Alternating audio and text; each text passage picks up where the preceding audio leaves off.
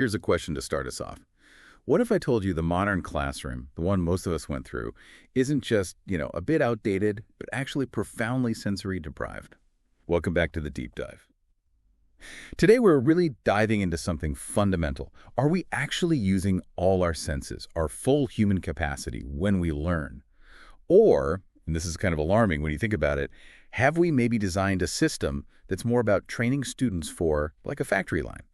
So this deep dive is our mission, your shortcut, really, to explore that critical question and maybe chart a path towards a more vibrant, human-centered future for learning. That's a really powerful way to put it. And it gets to the heart of a core issue, doesn't it? Are we mainly just training students to use their eyes and ears, to follow instructions carefully, sit still, and basically work almost like, machines?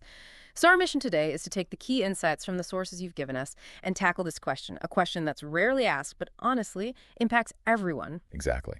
And for you listening, our goal is to figure out what senses we are using in typical learning settings, what crucial ones we're missing out on, and, maybe most excitingly, what some places around the world are doing differently.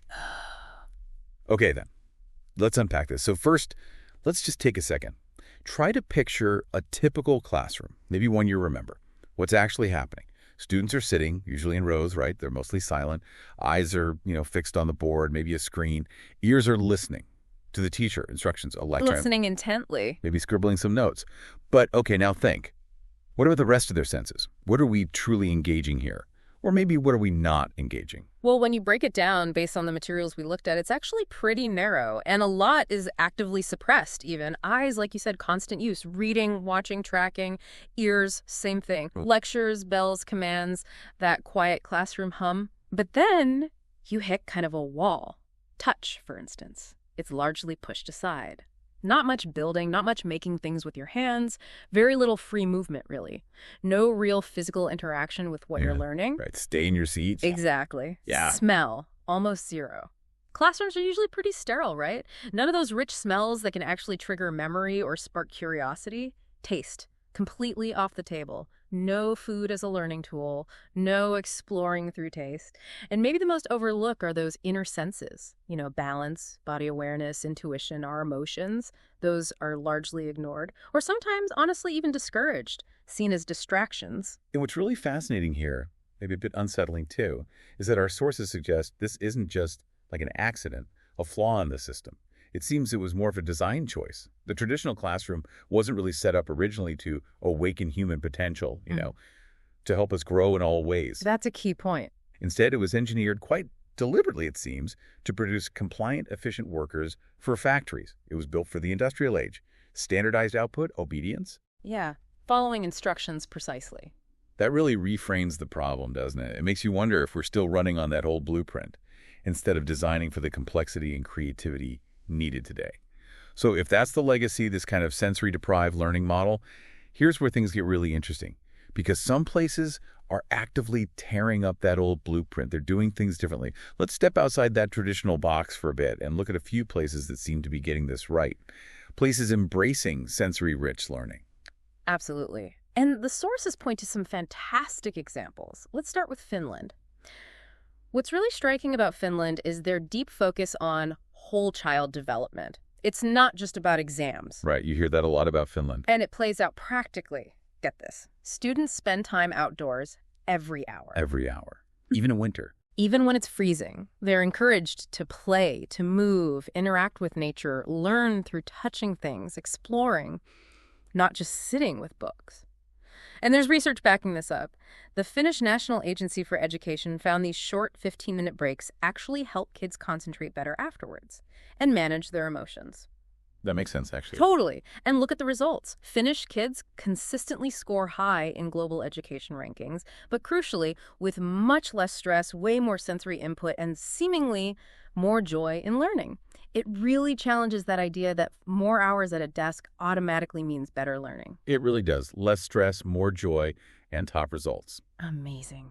Okay, so from Finland's playgrounds, Let's travel somewhere known for a different kind of innovation. Singapore. They've been shifting towards something they call applied learning, right? That's right. Singapore's approach is really hands-on. They have these applied learning programs, or ALPs, integrated right into the curriculum. So students aren't just reading about things. They're, building robots, designing 3D models, creating media projects. Real-world skills. Exactly. Learning with their hands, their eyes, using their natural curiosity to solve problems.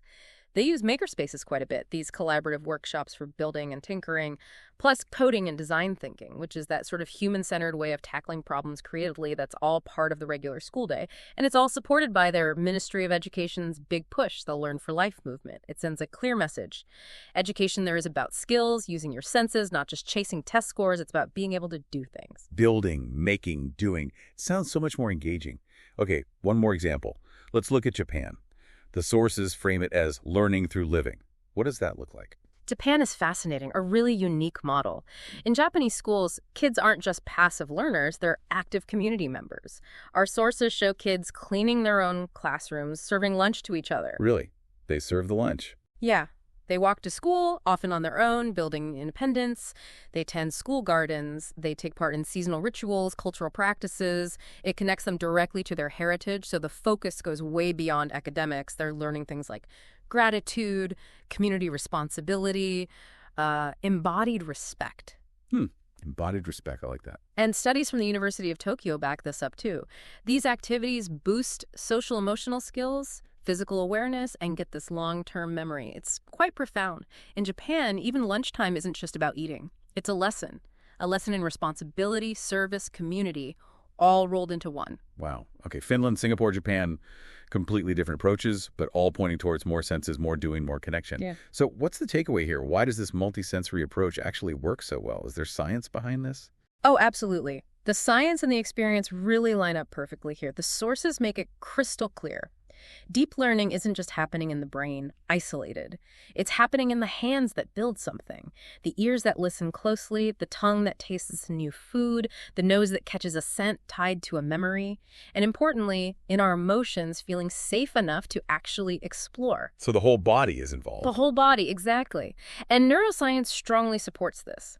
Research from Harvard's Graduate School of Education, for example, shows that multisensory learning can improve retention by up to 75% compared to just using one sense, like listening or reading. 75%, that's huge. It's massive. Think about it. When students move, feel, build things, reflect on it, when their whole being is engaged, they don't just vaguely remember the lesson, they almost become the lesson. The knowledge gets embodied. It sticks in a way just listening or watching never quite can. Okay, so if we connect this to the bigger picture, this isn't just about schools, is it? It's about how we approach learning everywhere. So this brings up a big question for everyone listening. How can we actually design for the senses? Whether you're a teacher, a parent, a learner yourself, maybe even someone making policy. That's the crucial next step, right? And the sources give us some really practical, inspiring ideas. First, let's think about the curriculum. How do we make subjects come alive? For math, maybe use touch. Explore geometry by actually building shapes with clay or even Legos. Learn fractions using taste and smell, measure ingredients for a recipe, feel the textures, smell the spices, taste the result. Would have liked math better that way. Wouldn't we all? Yeah. For science, you could engage hearing, listen to a chemical reaction fizzing, use touch, feel different kinds of leaves, use smell on a nature walk. History often feels abstract, right? Make it vivid. Imagine lifting a heavy replica sword, say, 7 kilograms to feel the weight of power, or trying on replica clothing from an era. Oh, wow, yeah. Listening to period music or speeches to get the feel of the time. Building little models of historical places. It turns these abstract ideas into something you can touch, feel, experience. It sparks curiosity and makes it stick. Then there's the space itself, the learning environment. We need to think beyond just desks and rows, add different textures to walls, bring in natural light, use colors thoughtfully, maybe soundscapes, nature sounds, quiet music zones. Plants too, maybe. Definitely plants, nature elements, flexible seating beanbags, standing desks, floor cushions. Let students move, not just sit still for hours. And what about those inner senses? We need to cultivate those too. Things like journaling to process feelings, reflection circles for sharing and listening, mindfulness moments to tune into your body and emotions, not just push them away. It's about building that self-awareness. Emotional intelligence as part of learning. Exactly. And finally, think broader. Community and culture. Bring in local artisans, elders, chefs, musicians. Connect learning to the real world around them. Celebrate festivals not just as days off, but as multisensory learning experiences, the sights, sounds, tastes, smells, the whole thing. That paints such a richer picture of what learning could be. Hmm. It's really a call to rethink everything, not just what we teach, but how and where. To kind of wrap up this deep dive, I want to share a quote from our source material that really stuck with me. It captures this perfectly. A child is not a brain on a stick. They are a whole being, body, heart, and spirit. That says it all, really. And it leaves us with a crucial question, doesn't it? We have the knowledge now. We see the examples from places like Finland, Singapore, Japan. We have the research backing it up. So now, maybe what we need most is the courage. The courage to move away from this legacy of sensory-deprived schooling and step into an education that's fully lived, fully felt, for everyone. So thinking about all this, what's one learning experience you remember that really engaged more than just your eyes and ears? Maybe it was learning a craft, cooking something, exploring nature, building something. Share that story with us. Use the hashtag Reclaim the Senses. Let's build a vision together for an education that feels truly alive again. Until next time, stay curious, stay embodied, and keep learning like the whole human you are.